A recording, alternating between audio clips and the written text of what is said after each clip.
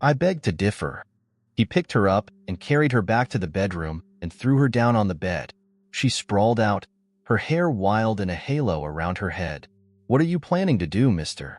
I don't want to do this anymore. She tried to roll over and crawl to the edge of the bed, but he caught her by the skirt and pulled, while it ripped loose. Don't do that, you bastard. He grabbed her underwear and ripped them off. Grabbing her hard enough to leave finger marks in the soft white flesh, he pulled her back to him. Oh my, what is that? It doesn't mean anything, you a hole. Except that you got me wet thinking about you. But I don't want to anymore. Let me go or I'll cry. He grinned at her and sank 2 fingers full length, saying, Cry as loud as you want, you cheating bee. You know how soundproof the walls are, and there's nobody close enough to hear you. She tried to close her thighs on his fingers and pretended to scratch at his face, but he held her off easily with one hand. Not fair, not fair. Why? Oh God, you know how sensitive I am down there. Yeah, I do. And it's not fair to get your pee so worked up without your permission. So, you can get yourself together and get out of here now. I won't make you do anything you don't want to do.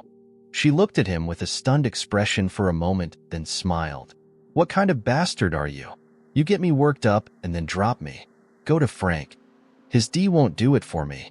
You got the magic wand I need. Please, please. He grinned. You know how sexy you sound when you beg? Yeah, that's why I'm doing it, and that's why you're about to finish. Stick it inside me, quick. Stepping onto the bed and sinking between her legs. Oh.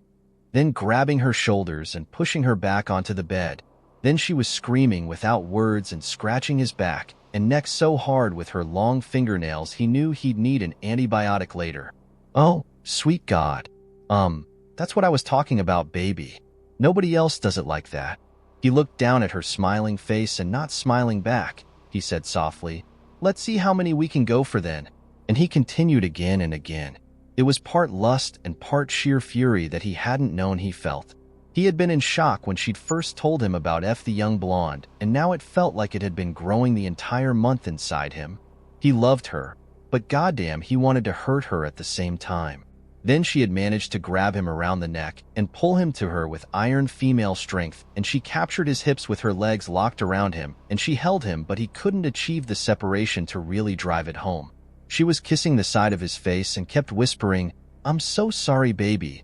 So sorry, so sorry. Finally, he couldn't hold back, and he stopped his forward motion. Finally, he slid beside her. She moaned and rolled on top of him. No, leave it inside, Dan. Even soft. Finally, it shrank to the point that she couldn't hold it, and she slid down beside him.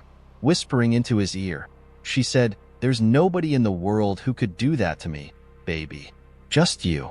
He looked over at her and tried not to smile. You think that pitiful performance is going to let you slip back into my bed and my marriage and my life? Oh no, I know it won't. I'm going to have to F your brains out morning, noon and night. On the weekend when the kids aren't here, I'm not going to put on any clothes, anytime. We'll order in or cook.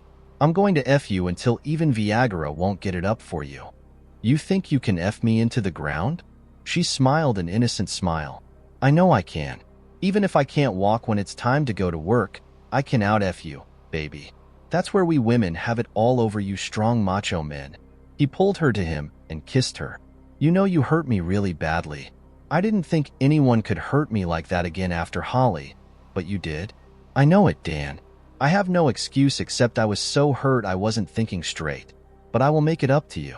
I'm going to be the best wife and the best F you ever had, better than Holly ever was. He grinned. You know you've got some tough competition there. She punched him in the ribs. Bastard. Then the smile faded from her face, and she turned so her back fit against his groin in a spooning position. I don't want to tell you this, Dan, but I guess I've got to if we're going to go on the way we should for the rest of our lives. What? You didn't get with Frank again, did you? No, but it's about Frank. He had 12 inches, and you didn't want to give me an inferiority complex? No, but you were almost right when you said I wanted to F him, and was using Holly as an excuse. She could feel him stiffen and pressed herself harder against him. He is damned good looking, and the other girls in the office have talked about how good he is that I've thought about him sometimes. Just wondered, You know how it would be. I never would have, I promise you, but women fantasize too. And when I decided to leave you and I decided I was going to F someone just to mess up your head, he was the first and only one I thought about. And when he F'd me, I enjoyed it, Dan. He didn't make me finish, but he made me feel really, really good. I could tell he wanted me bad. He wasn't just going through the motions. He told me he's been thinking about me too for a long time. You've got to understand, I'd been sleeping next to a man talking about another woman, a man who called out another woman's name. And she's got those huge chests, and I can see the effect she has on guys. I have to admit, I got a feeling like a skinny little girl next to her. Frank was like Viagra for my ego. She rolled over to face him, and he saw there were tears in her eyes. I feel like such a but I guess I was in that motel room with him. The only thing I can tell you is that it will never happen again.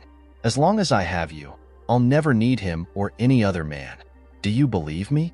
Can you forgive me for wanting him like that? Heck, in a way I wish I hadn't heard that. That does make it worse. But, as long as we're confessing, I have to tell you that while I was meeting with Holly, I had a hell of a time not throwing her up on a booth table, pulling her underwear down and F her.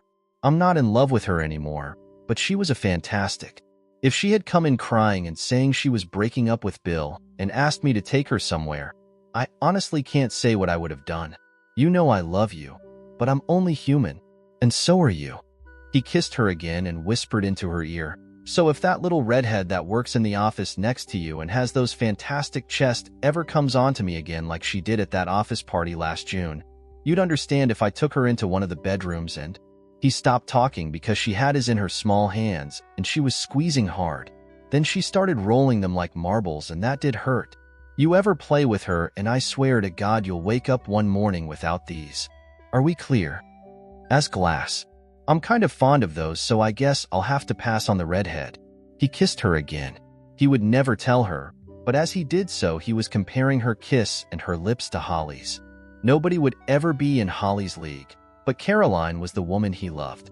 That was one of those little secrets a married man would take to his grave. She snuggled next to him and said, I really never thought this would happen. I thought you were so in love with her that we could never get back together again. I can never thank you enough for coming back to me. The only thing I can do is love you forever. And I'm going to hold you to that.